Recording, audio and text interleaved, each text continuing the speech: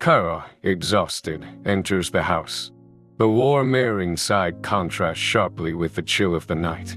Joe ushers everyone inside, his usual gruffness replaced with a softer concern. Come in, get out of the cold. Peter hovers near Kara, assessing her for injuries with practiced observation, remnants of his psychiatry training surfacing. Kira rubs her wrists, the rope burns evidently still there undread. Those burns look nasty. The aloe vera will ease the sting. I'll get it. Thanks, Peter. Steve retrieves half of Kira's mood stabilizer pills and a glass of cold, fresh water. The clinking of ice against glass seems amplified in the quiet house. Here, Kira. You need this? I was drowning in despair back there. Jeremy enters the living room. His face pale, the tension of the ordeal still etched on his features. He sits heavily on the sofa, watching Kira with concern. Tina follows, closing the curtains and locking the door with a decisive click. The sense of relief is palpable, but the lingering fear is evident in her eyes. You're safe now. The one summer I went off my pills. For camp. When I got back on them, I wasn't the same. It's different now.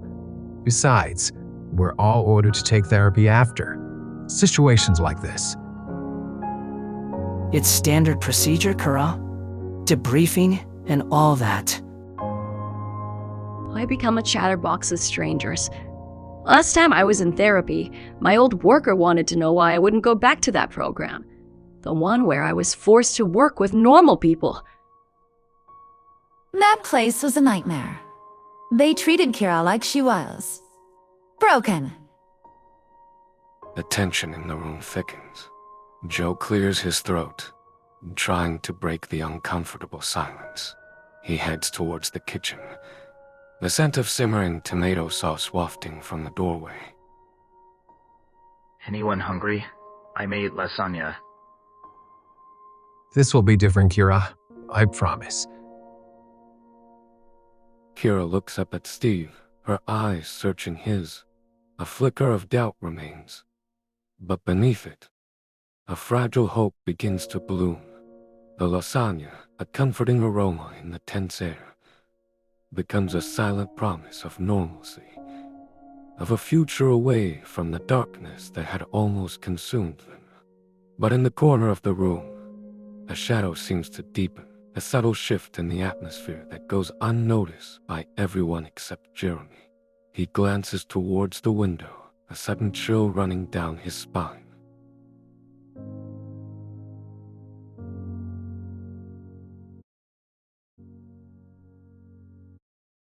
Yeah, it's me. North Side. Something's not right. Jeremy, ignoring social niceties, moves away from the window. He whispers into his phone, eyes darting. Outside, the streetle twilight flickers erratically, casting long, distorted shadows on the snow-covered ground. A low growl, barely audible, resonates from the nearby woods. What is it, Jeremy? What do you see? 10 of Paul's men, lurking in the trees. Are they planning to just overtake us? Right here? They know better. Too much heat. They'd be arrested before they got through the door. Oh, that rope really did a number on my wrist. Easy there, Kara. Let's get those burns looked at. Sit. Peter, Steve's father, had arrived shortly after Tina's call to Paul, bringing a sense of calm amidst the escalating tension. His psychiatry training from the army, mentioned in passing earlier, suddenly felt providential. Paul's goons are fanatics. Brainwashed. They think he's some kind of god. Supper's ready. Come and get it. Perfect timing. I brought a bottle of Chianti, just what the doctor ordered. Speaking of doctors, any objections if Steed and I exercise our American Second Amendment rights while we dine? Knock yourselves out. As long as you don't shoot the lasagna. Last I checked, the Canadian Second Amendment was that Manitoba was a province. Different constitutions, different customs. All I care about is feeding everyone and keeping them happy. The aroma of lasagna fills the room, momentarily masking the underlying tension. But beneath the surface, Jeremy's unease remain. He can't shake the feeling that they're being watched, that the shadows outside hold more than just Paul's men.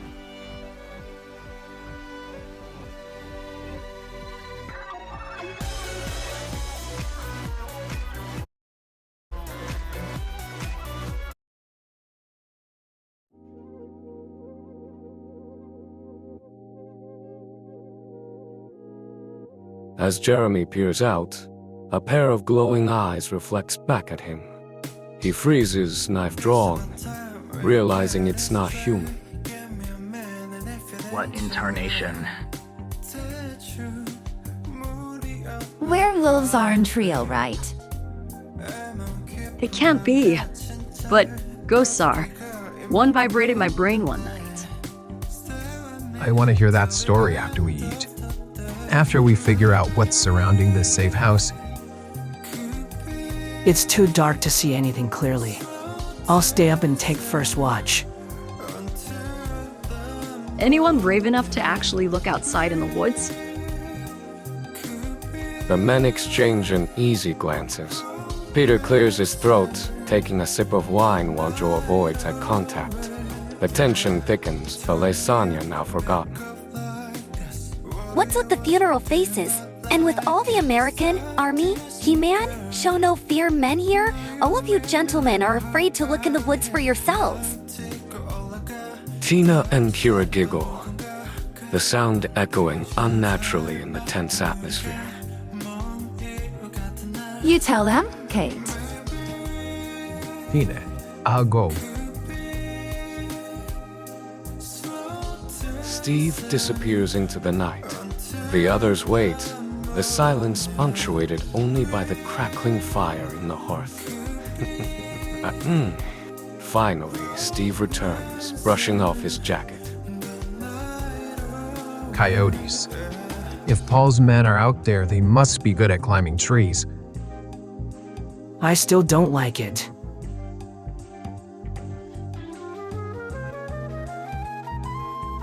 Steve, perhaps you should check the perimeter again. Take Joe with you this time.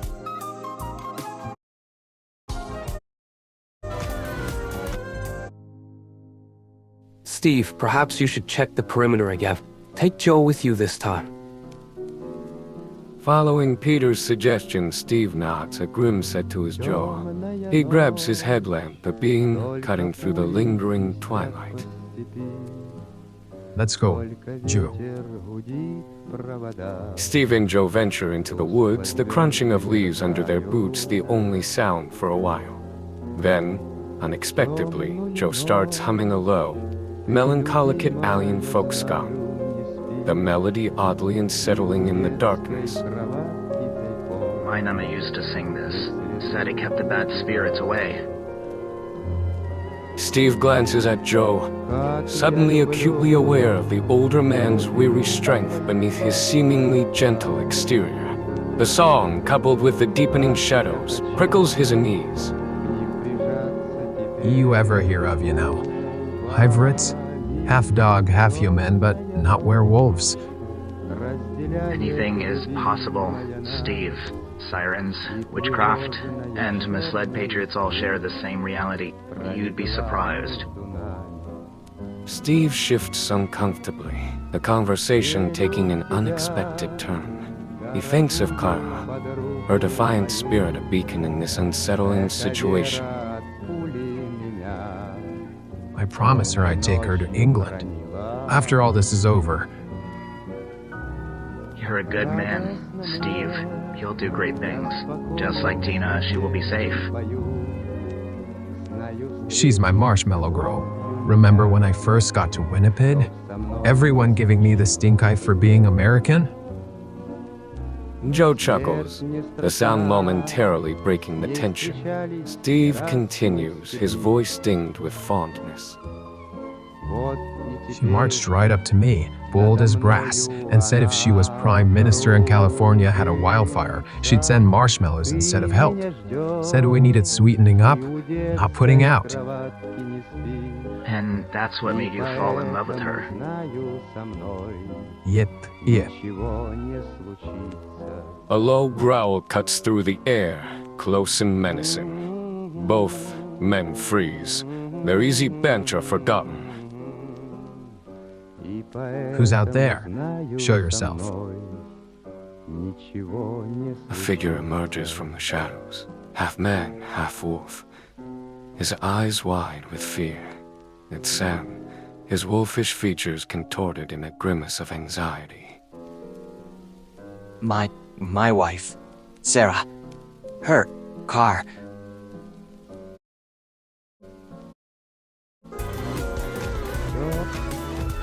My wife, Sarah. Hurt. Car. Sam's desperate plea is met with a tense silence. Steve lowers his weapon, cautiously approaching Sam. Where is she, son? What happened? The cauldron. Sarah. Hurt. Bad. Car. Tree. Joe exchanges a worried glance with Steve. The cauldron. Sarah's shocked. Something about the name sends a shiver down Steve's spine. We need to get her health. Can you lead us, Sam? She told me shelter first, then... They followed Sam deeper into the woods, the air thick with the scent of pine and damp earth. The path was treacherous, littered with fallen branches and loose stones. Pulsemen. Were they chasing you? Yes, they were. Sarah, driving fast. Looking back, didn't see the tree. Great. Paul's goons are out here too.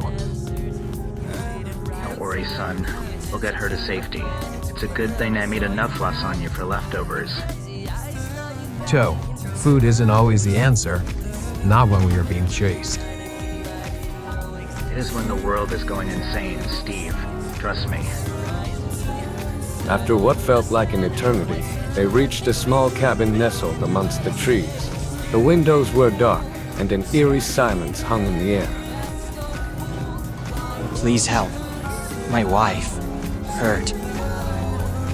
A figure emerges from the shadows, holding a lantern. It's Peter Henderson, his face etched with concern. He rushes to Sarah. Let's get her on the couch. This looks bad.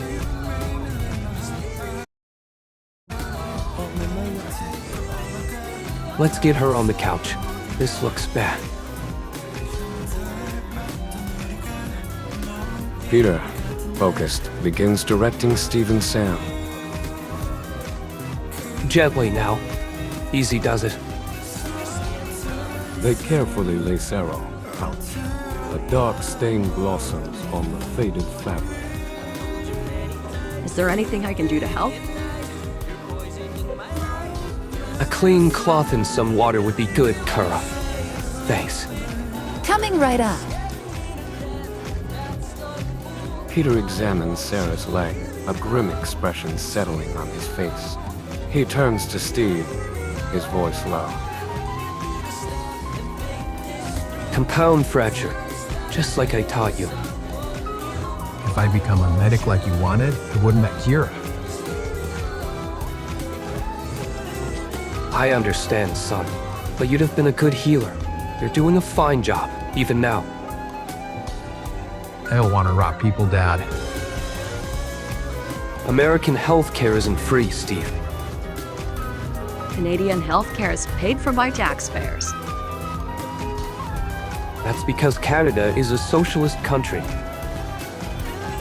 Either way, you get what you pay for. Peter, they've been nothing but helpful. Don't start. Yeah, Peter. Last time I riled them up, Kira started bleeding. Literally. This blood, it's different.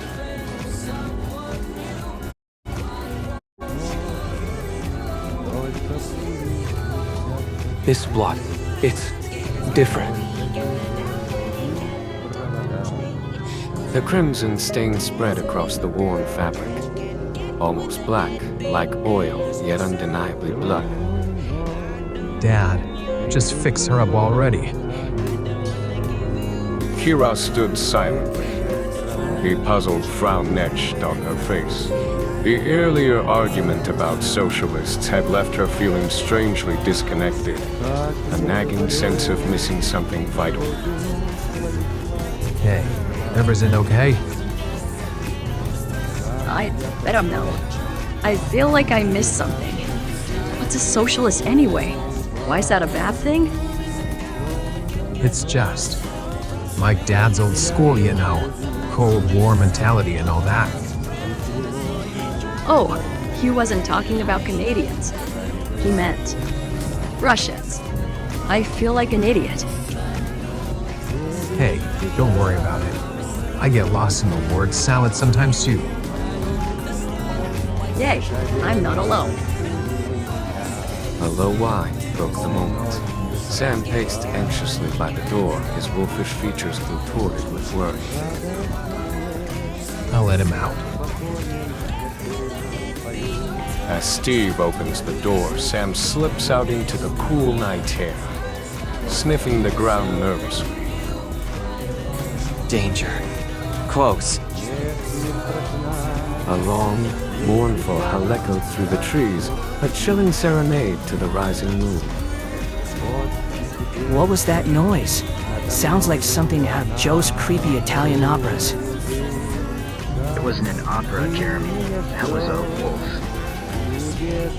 Did something happen? I heard a howl. Is Sarah okay?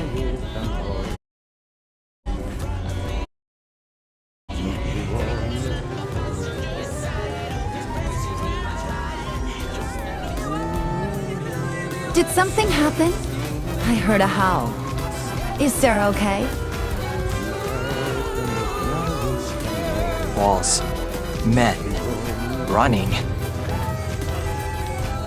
Sam's tail gives a hesitant twag, the tension slowly easing from his wolfish features. Danger. Gone. For now. Sleep. The relief in the room is palpable. Everyone begins to settle down for the night. The lingering fear slowly dissipating. You kids get some rest. Big day tomorrow. Sarah, having claimed Steve's bed, leaves Steve with a limited choice. Looks like... we're sharing. Don't worry, I won't try anything. Just holding. As long as that's all you're doing, soldier. I'm a good girl, remember? Right. Good girl.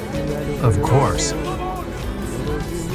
The next morning dawns bright and clear, a stark contrast to the previous night's stench. The aroma of coffee and Joe's signature Red River cereal fills the air. So, all should be behind bars by now, right? Mission accomplished? Which means England's? Finally? Speaking of trips, where are we going, Mom?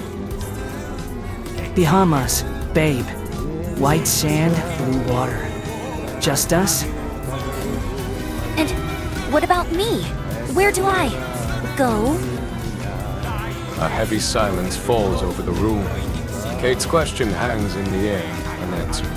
Her face crumples, and she abruptly stands, rushing outside.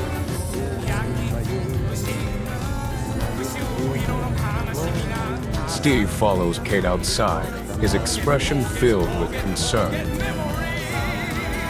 Hey, Kate, I'm sorry. You don't have to be alone. Come with us to England. Dear Hyundai, we'd love to have you. Thank you, Steve. Thank you.